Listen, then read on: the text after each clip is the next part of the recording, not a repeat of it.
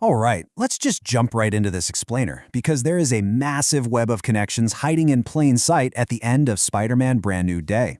If you've been trying to wrap your head around the absolute masterclass of world building we just witnessed, well, you are in the exact right place. We're going to break down every single critical detail from those final moments.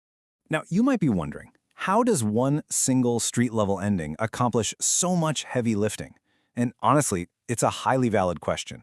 The climactic moments we just watched aren't just a wrap-up for Peter Parker's current arc, they're actually the catalyst for the entire future of the cinematic universe. It's the launchpad for almost every major storyline coming our way over the next few years. When the credits roll, it's easy to just process the immediate emotional fallout. But every single frame of this conclusion was meticulously engineered to weave together the broader tapestry of what comes next. So, to make sense of this massive web of information, we're going to map this out in 5 distinct parts. First, the core climax, then Magic Memories, followed by igniting the mutant saga, surviving Secret Wars, and finally, setting up Venom. Okay, let's kick things off with part 1, the core climax. Let's anchor ourselves right in the emotional hub of the story on Roosevelt Island. This is an incredible throwback for longtime fans, for sure. But more importantly, it's the stage for a deeply psychological showdown. On one side, you have Peter. After 4 years of operating completely alone, the Spider has completely overtaken him. He's become this deeply aggressive workaholic, literally and metaphorically losing his human DNA to his arachnid side. The boy from Queens is fading fast. And then, on the other side, we have Jean Grey. She's completely abandoned any hope for a normal life, hiding in the memories of others, just suffocated by her own trauma. They are perfect mirrors of each other, really. Two incredibly powerful people, totally isolated by their own unique gifts, standing at a massive crossroads regarding their humanity. So, when Jean's trauma causes that massive telekinetic surge that basically holds all of Manhattan hostage, Peter is faced with two distinct, foundational choices. He could take Frank's way, using extreme violence, shooting his way out. But we know from experience that path only guarantees innocent people get caught in the crossfire. Or he can take his own path, empathy. Facing a catastrophic city-level threat, Peter literally puts his weapons down. He deliberately chooses to open his mind rather than use his fists, and that decision right there perfectly defines what kind of hero he truly wants to be. By inviting Jean into his mind, he lets her witness Aunt May's defining advice, "We love you because we're you." It's incredible. Peter takes a bullet for Jean in the physical world, while inside his mind, he helps her finally experience true empathy. Up until now, her powers have been a total curse. She's only heard the noisy, painful thoughts of everybody around her.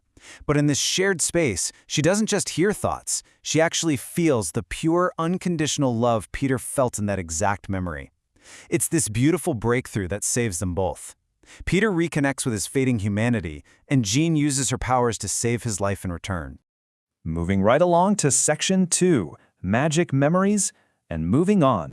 So Peter realizes he has to sever his dual identities to protect the people he loves, which leads to that absolutely heartbreaking deli scene. But it left everyone asking the exact same question. Why in the world did Ned remember Peter but MJ didn't? Well, it all comes down to muscle memory acting as a mystical conduit. We already know Ned has a magic affinity, right? His grandmother recognized it, and we've literally seen him wield a sling ring. When he and Peter performed their intricate signature homecoming handshake, that physical action essentially conducted a counterspell. The familiar rhythm and the bond woven into that handshake was just enough to snap Ned's white memories back into place, breaking the overarching spell just for him. So cool. MJ's situation, however, is a whole different story. By telling Peter she still isn't who he wants her to be, she effectively closes this chapter of their lives. And narratively, this is a crucial step. Peter Parker always has to be the hard luck hero. It is baked right into his DNA. Keeping MJ's memory wiped forces Peter to stand on his own 2 feet in a brand new context. Plus, it opens the door for entirely new romantic and partnership dynamics in future films. We could finally see the introduction of characters like Black Cat or Gwen Stacy, all without cheapening the massive emotional sacrifice he just made to keep MJ safe. Which brings us to Section 3, Igniting the Mutant Saga. What happens with Jean Grey isn't just an isolated incident. It's the match that lights the highly anticipated mutant saga. Just look at how damage control has terrifyingly mutated under William Meeser. I mean, they started out simply by mitigating superhero battle damage. Innocent enough, right? Then, they escalated to appropriating Stark drones. Next, They crossed a massive line by weaponizing telepaths from mind control. And now they are actively kidnapping and experimenting on people like Jean to steal their powers and systematically oppress mutant kind. Going from a cleanup crew to militant genetic oppressors is just chilling. But the most devastating part of this whole evolution? Peter inadvertently just handed the government the exact blueprint to enslave mutants. Remember Bruce Banner's chilling warning earlier in the story, asking Peter how he decides what part of nature is good or bad to inhibit? Well, that technology is out in the wild now. The very inhibitor chip Peter painstakingly created to help cure his friends is going to be reverse engineered and corrupted by damage control. They're going to use it to collar and control the emerging mutant population.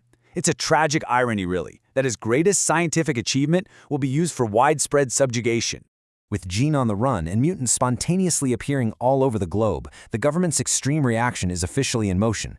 We are looking directly down the barrel of a fast-approaching Registration Act, a nationwide state of emergency, the rebranding of damage control into a full-blown mutant control agency, and, get this, Stark's old Iron Legion being terrifyingly repurposed into hunting sentinels.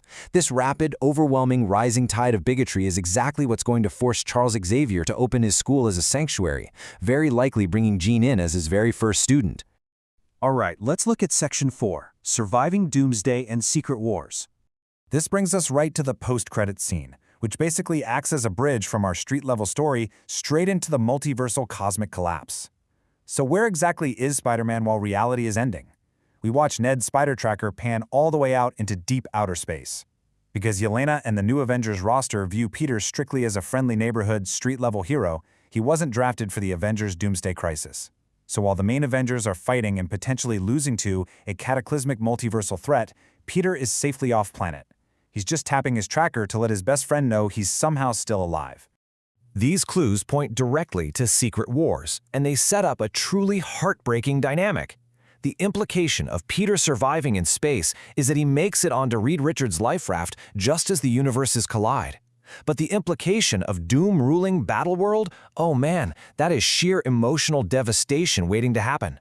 Peter is going to be one of the few heroes who actually remembers the old universe. Just imagine surviving the literal end of everything you know, only to realize the God Emperor ruling the remnants of the multiverse is wearing the face of your greatest mentor, Tony Stark. The psychological toll that is going to take on Peter is going to be absolutely immense.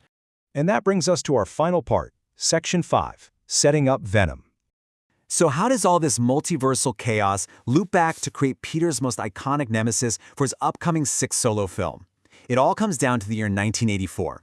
That is the year the original Secret Wars comic was actually published, which is exactly where Spider-Man obtains the alien symbiote that eventually becomes the Black Suit. Sending Peter to space during a multiversal crisis is a direct, undeniable homage to that legendary storyline. There is zero doubt here. He is absolutely coming back to Earth wearing that alien suit. All the specific puzzle pieces are officially on the board. The film goes out of its way to introduce Police Captain Jean DeWolf, and fans know her eventual murder is the exact catalyst for disgraced reporter Eddie Brock's intense hatred of Spider-Man. Then, add in the sonic weapons we clearly saw Damage Control utilizing, which just happened to be the symbiote's primary weakness, and the chessboard for Venom is perfectly set. Literally every element has been meticulously planted in plain sight. So, with the foundation fully laid out for the X-Men, the Avengers, and Venom, only one major question remains. Peter just barely managed to pull himself back from the brink of losing his humanity to the Spider. When he returns from Battleworld, bonded to an alien entity that amplifies his darkest aggression, will Spider-Man be able to face Venom, and what exactly will he have to lose to win?